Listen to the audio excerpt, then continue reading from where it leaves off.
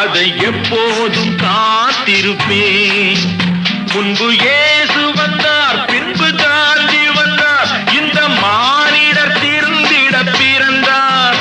இவர் திருந்தவில்லை, மனம் வருந்தவில்லை, அந்த மேலோர் சொன்னதை மறந்தார்.